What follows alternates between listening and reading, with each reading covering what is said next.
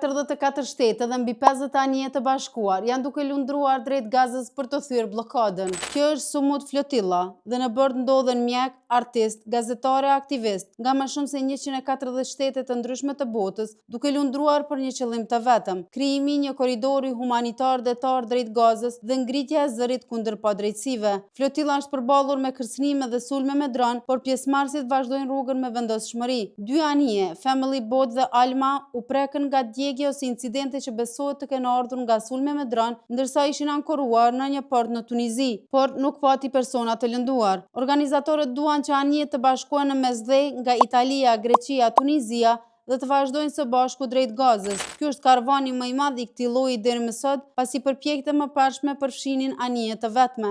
Organizatorët thonë se qëllimi është të sfidohet bllokada dhe të hapet një korridor humanitar për shpërndarjen e ndihmës humanitare për palestinezët në Gaza, ku kushtet e urisë janë përhapur për shkak të bllokadës disa mujore të ndihmës nga Izraeli. Përmes stuhive, dronëve dhe kërcënimeve, Flotilla vazhdon tutje e bashkuar dhe e pandalshme drejt Gazës.